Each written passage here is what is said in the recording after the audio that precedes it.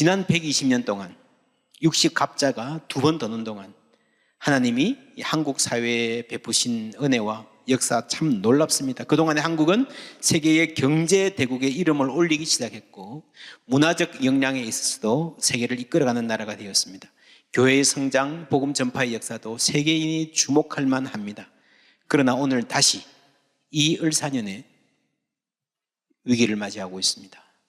지난달에 했던 여론조사를 보면요, 우리 국민 중에 대한민국이 지금 위기에 처해 있다라고 생각하는 사람이 무려 93.7%입니다. 물론 무엇 때문에 위기다, 누구 때문에 위기다, 어떻게 타개해야 될 것이라는 생각은 다 다를 거예요. 그러나 위기라는 점은 누구나 공감하고 있습니다.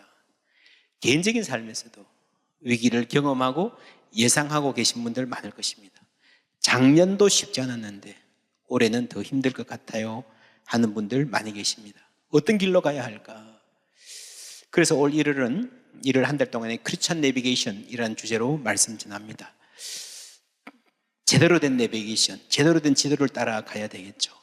사용법을 익혀야 됩니다. 어떻게 만져야 되고 무엇을 눌러야 되고 어떻게 따라가야 되는지. 오늘 말씀 105절 말씀 우리 다 같이 읽습니다. 주의 말씀은 내 발의 등이요 내 길의 빛이니이다. 네, 시편 119편입니다. 이 시편은요, 성경 전체를 통해서 가장 긴 장입니다. 그리고 성경 전체에서 딱 중간에 있는 아주 유명한 성경인데 그 중에서도 가장 유명한 구절, 주의 말씀이 내 발의 등이요 내 길의 빛입니다 하는 고백입니다. 내 발의 등이라는 말은 무슨 말입니까? 바로 발 앞을 비추는, 그 해가 밝아서 전부 다 보이는, 혹은 야구장의 조명처럼 쫙 이렇게 비치는 그런 조명이 아니고요. 여러분, 전기 이전의 사회를 생각해 보세요. 해가 지면, 밤이 되면 깜깜합니다. 아무것도 안 보입니다. 등불 하나 들고 길을 조심조심 찾아가는 거예요. 우리 인생 전체의 그림을 모를 때가 많습니다. 그러나 하나님은 반드시 우리 인생의 말씀으로 한 걸음씩 갈 수 있도록 인도해 주십니다. 여러분, 그리스도인들에게 오늘의 교회에 가장 필요한 분별력은요, 행동해야 할 때와 기도하고 기다려야 될 일을 구별할 줄 아는 분별력입니다. 행동해야 할 때에 그냥 머물러 기도만 하고, 혹은 기도해야 할 때에 과잉 행동을 일삼는 우둔함, 그렇죠? 또한 침묵해야 할 일에 대해서 또 담대하게 그 침해 없이 말해야 할 때를 구분해야 하는 것입니다. 지난번에 우리 사도 바울 배울 때 기억나시죠? 풍랑 만난 배 위에서 가만히 있었습니다. 어떤 결정적인 순간에 올 때 담대하게 말했잖아요. 그 말에 하나님이 무게를 실어 주셨습니다. 조선시대 선비들의 삶을 보면요, 가장 소중한 지혜가 뭔가 하면은 나아가야 할 때와 물러가야 할 때, 특별히 관직에 나아가야 할 때와 물러가야 할 때를 아는 거예요. 관직이 월급도 나오고 대우도 받는 자리를 하더라도 아니다 그러면 그냥 물러가는 거예요. 그 지혜를 아는 거예요. 그래서 여러분, 옛날에 사극 보시면 상소 많이 하잖아요. 상소. 정말 중요한 일 있으면요, 사직서를 써놓고 상소했습니다. 그걸 사직상소라 그랬습니다. 그런 한 장르가 있을 정도로 굉장히 중요한 정신이었습니다. 같이 가지 못할 길은 같이 안 가는 거죠. 그러한 내가 이 자리를 보존하기 위해서 공직을 하는 것이 아닌 나라를 위해 하는 마음으로 사역을 넘어서는 이런 공직자의 정신이 사라진 것이 바로 오늘 한국의 위기의 원인일 것입니다. 반대로 나는 그만두고 싶어도, 개인적으로 그냥 조용히 살고 싶어도 자리를 지켜야 될 때가 있습니다. 물러갈 때와 나아갈 때를 아는 지혜, 그 분별력, 우리 삶에도 마찬가지입니다. 그 분별력을 위해서 기도해야 됩니다. 지금 한국 사회가 대단히 불안한 상태입니다. 지금 있는 정치적 혼란이 좀 장기화되면요, 사실은 이 국가 신인도에 신용 등급 이런 거 있잖아요, 영향을 끼칠 수 있습니다. 지금 사실 하루하루가 피가 마르는 시기라고 할 수 있어요. 그거 아니어도 두 가지 도전. 하나는 미국의 대통령이 바뀌면 그 바뀌는 경제 정책 때문에 우리 산업계가 받을 타격이 어마어마할 수 있습니다. 또 하나는 좀 더 장기적으로 AI나 로봇 시대, 혹은 이 생태계, 탄소 중립 경제, 이런 장기적인 부분에 대한 대책이 잘 돼야 되는데, 여러분, 지금 한국이 인터넷 강국으로 디지털 세계에서 나름대로 이렇게 잘 선전하고 있지 않습니까? 그건 지금이 아니고요, 한 20년 전에 이 인터넷 인프라를 잘 깔아서 지금까지 잘 나가고 있는 겁니다.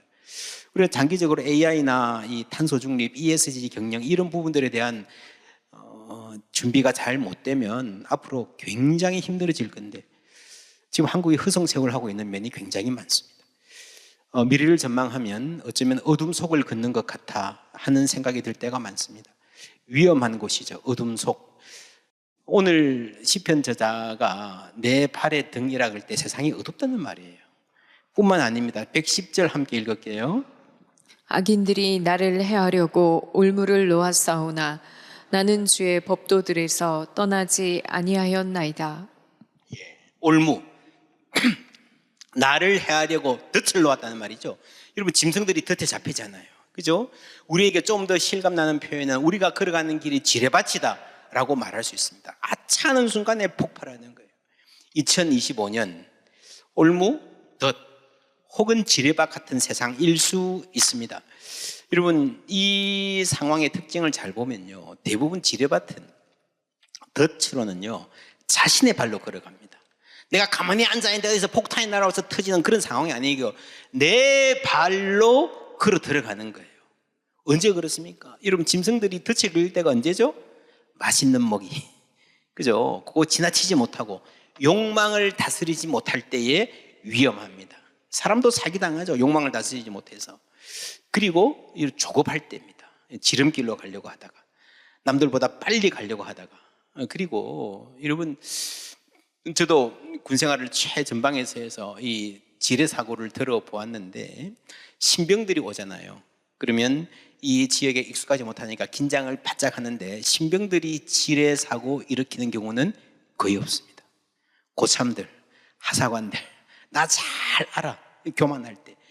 여러분 조선시대에 쓰던 그 호랑이 잡는 덫, 곰이나 호랑이 덫이 있거든요. 여러분 별로 크지 않습니다. 요만한 이 쇠로 발을 묶어서 잡습니다. 뭐 집채 많은 호랑이가 거기에 걸리는 거예요. 교만할 때. 그리고 여러분 이 덫이라고 하는 거는요, 지뢰라고 하는 것은요, 또 다른 굉장히 큰 효과가 있습니다. 사람을 위축시키는 거예요. 그래서 할 일도 못하게 하고 기회를 놓치게 만듭니다. 주의 말씀이 내 발의 등이요 내 길의 빛이라는 말은요, 그냥 조심하라 신중하라 말만 하는 것이 아니라 그 빛에 의지해서 그 빛의 도움을 받아서 해야 할 일을 하고 위축되지 말고 전진하라는 말씀도 함께 있는 것입니다. 여러분 지난주에 그랬잖아요. 거침없이 담대하게.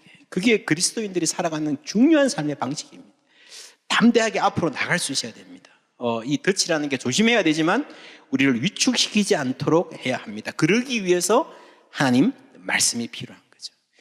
작은 것이 아름답다라고 하는 슈마허라는 분이 쓴 책이 있습니다. 굉장히 유명한 책인데 이 슈마허가 옛 소련 시절에 레닌그라드를 방문했습니다. 지나다니다 보니까 엄청 큰 건물이 있는 거예요. 들어가 보니까 자기가 책으로만 알았던 굉장히 역사적으로 유명한 교회 건물이었습니다. 이 보기만 보아도 감동이 되는, 야, 이게 레닌그라드까지 와가지고 이 건물도 못 볼 뻔했네. 우연히 발견했습니다. 내가 왜 몰랐지 하고 지도를 다시 펴보니까요, 지도에 그 교회 건물 표시가 없는 거예요. 왜 없을까? 이게 이 도시에서 가장 유명한 건물인데. 여러분 이 도시는 옛날에 상트페테르부르크라고 불렀거든요. 성 베드로의 도시입니다. 그런데 공산주의 시절에 레닌그라드, 레닌의 도시로 바꾼 거예요. 그뿐만 아니라 그 시절에 공산주의자들이 만든 지도에는요, 교회가 없었습니다. 표시를 안 해놓은 거예요. 여러분 이 건물은요, 종교적으로 중요할 뿐 아니라 문화적으로 역사적으로 대단히 중요한 건물인데 지도에 아예 표시해 놓지 않은 거예요. 대단한 어리석음이고 만행이라 할 수 있습니다. 여러분 그래서 모든 지도는요, 사람들의 그 시대의 그 사회의 가치관을 반영합니다. 잘못된 지도를 보고 있으면 잘못된 길로 가게 되어 있습니다. 여러분 모두 다 인생에 꿈이 있잖아요. 여러분 자녀들도 꿈이 있잖아요. 그게 어떻게 형성이 되었습니까? 이 시대가 좋아 보이게 하는 어떤 머릿속의 지도, 혹은 가정마다 지도가 있어요. 가정마다. 여러분 어릴 때부터 부모님들이 아들아 너는 꼭 이런 직업을 가져라, 돈이 생기면 이렇게 투자해라, 딸아 너는 이런 남자를 조심해라, 뭐 그런 말들을 하잖아요. 그런 많은 충고, 그 문화들이 모여가지고요, 자녀들의 머리에 지도를 그려주는 겁니다. 그리고 이 사회가 권하는 지도가 있습니다. 그 사회마다 인기 있는 직종, 사는 방식이 달라지잖아요. 혹은 어떤 직종에 있는 사람들이 공유하고 있는 지도가 있어요. 의사들의 머리에는 좀 다른 지도가 있는 것 같습니다. 검사들의 머리에도 다른 지도, 교수들의 머리에도 조금 다른 지도가 있어요. 그리고 그것이 그 사회 안에서는 통용되지만 밖에서 볼 때는 비상식적으로 보일 때가 있고요. 특정한 상황과 조건에서 형성된 지도란 세상이 조금만 바뀌어도 완전히 그 그룹이 바보 될 수 있습니다. 여러분, 더 심각한 것은요, 그 지도가 잘못된 가치를 반영할 때입니다. 여러분, 어떤 직장에 들어가서 그 직장 선배들이 하는 대로 그냥 따라 했습니다. 아, 이렇게 하는 건가 보다, 다 이렇게 하네, 관례 따라갔는데 가다 보니까 덫에 걸려요. 그런 사람들 많습니다. 자녀 교육 마찬가지예요. 다들 이렇게 하는구나, 경쟁해서 가다 보니까 아이들이 이상하게 돼 있는 경우 많잖아요. 부실한 지도를 보고 있으면 위험합니다. 또한 대단히 중요한 곳인데 보지 못하고 그냥 지나가는 거예요. 거기서 유익을 얻지 못하고, 거기서 배우지 못하고, 야, 그 도시까지 가가지고 그 건물도 못 보고 왔어? 있는지도 몰랐어. 헛짓했네.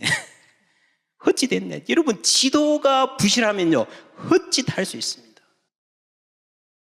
인생 전체도 그래요. 우리가 인생에 대해서 잘못된 지도를 가지고 있으면요, 인생 전체를 살아놓고 헛살았네 할 수 있습니다.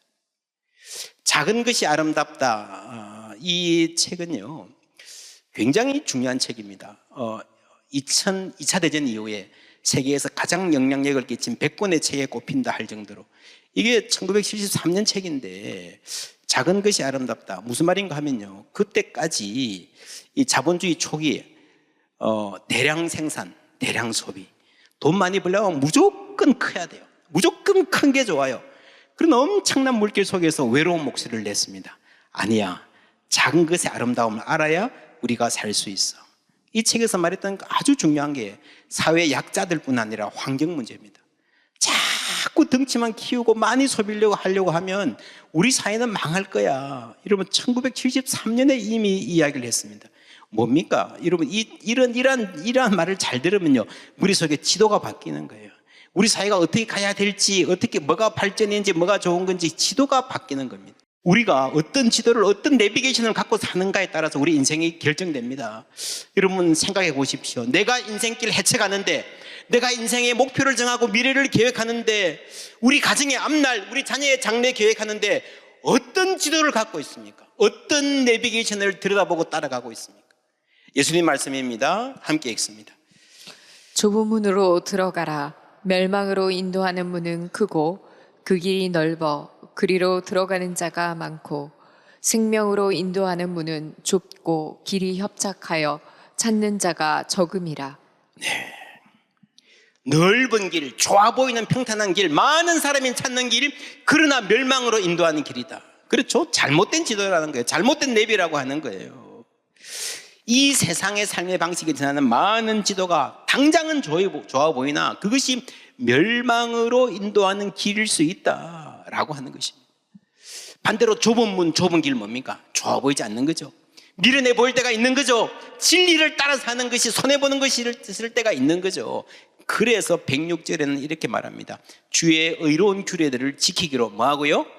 맹세하고 굳게 정하였나이다. 굳센 마음으로 굳게 정했다라는 말은 무슨 말인가 하면요, 맹세가 필요하다는 말은 무슨 말인가 하면요, 유혹이 있다는 말이에요.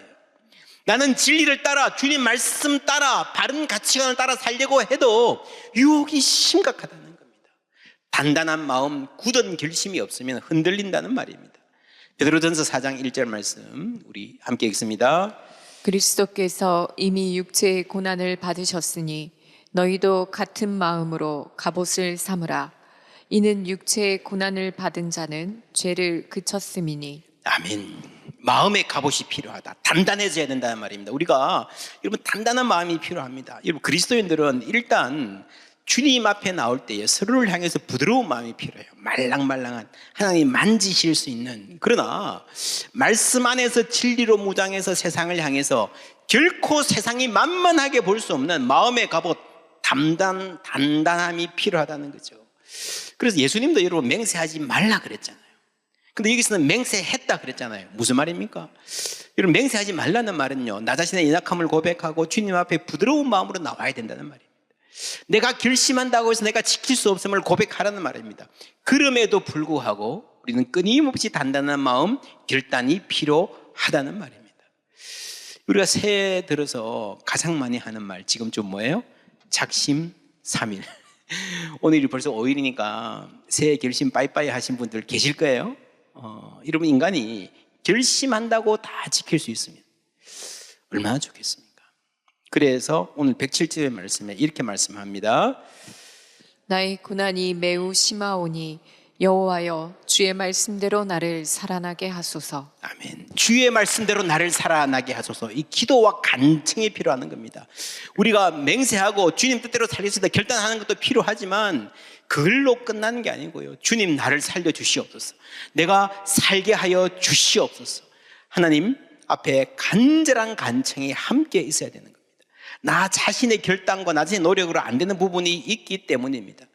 주의 말씀대로 나를 살아나게 하소서. 이 기도가 우리 모두의 기도가 되기를 축원합니다. 하나님 말씀 안에 능력이 있습니다. 우리를 살아나게 하는 힘이 있습니다. 말씀이 우리를 살릴 것입니다. 그 말씀이 여러분 자녀를 살릴 것입니다. 그 말씀이 듣는 모든 자들에게 새 생명을 줄 믿습니다. 올 한 해 우리가 여기서 말씀 들을 때마다 선포되는 말씀이 우리 영혼을, 우리의 삶을 살리는 역사가 있기를 주님의 이름으로 축원합니다. 낙심한 사람들이 일어나는 은혜가 있기를 축원합니다. 게으른 사람들이 삶의 목적을 새로이 발견하고 열정적으로 신나게 살아가는 은혜가 있기를 축원합니다. 그렇게 살아갈 수 있는 방법, 아주 중요한 방법을 오늘 112절에 말합니다. 내가 주의 율례들을 영원히 행하려고 내 마음을 뭐라고요? 기울였나이다. 이 기울였다는 말이 참 재밌는 말입니다. 기울였다. 어떤 느낌이에요?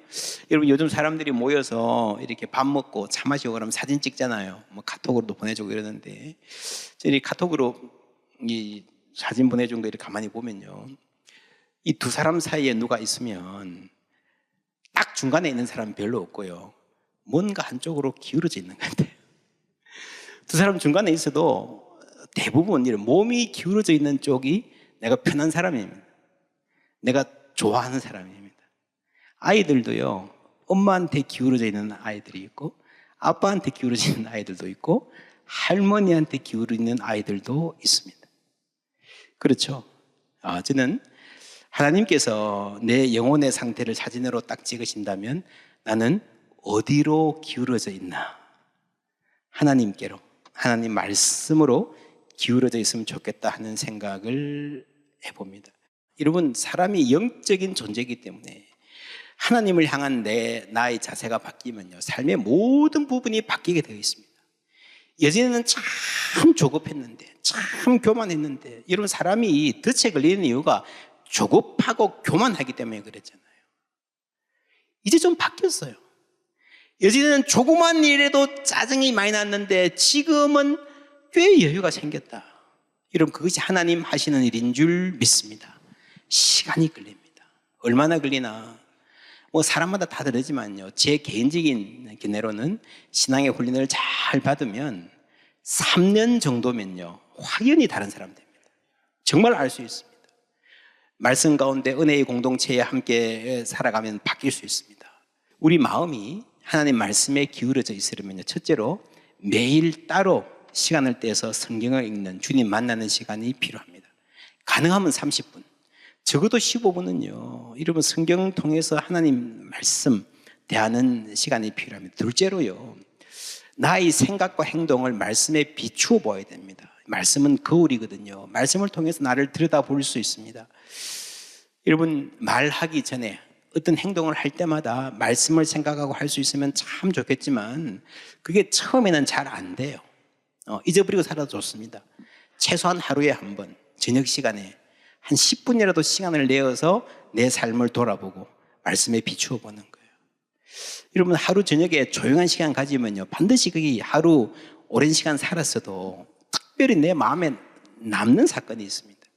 내가 들은 말씀이든지 한 말이든지 마음에 걸리는 부분들이 있습니다. 그거 붙잡고 하나님께서 말씀으로 비춰주시기를 기도하는 거예요. 그렇게 하다 보면 시간이 지나면 나중에는 삶의 순간순간에 어떤 말을 하거나 행동을 할 때나 하나님의 말씀에 비추어서 행동할 수 있는 사람이 되기 시작하는 거예요. 세 번째, 하나님을 의지하고 말씀에 순종하는. 여러분, 계속해서 이렇게 살다 보면요, 얼마 못 가서 우리가 예수 닮은 사람, 좀 더 성숙한 사람 될 줄 믿습니다. 111절 함께 읽습니다. 주의 증거들로 내가 영원히 나의 기업을 삼았사오니 이는 내 마음의 즐거움이 됨이니이다. 예, 영원히 나의 기업을 삼았고 내 마음의 즐거움, 두 가지 이야기하죠.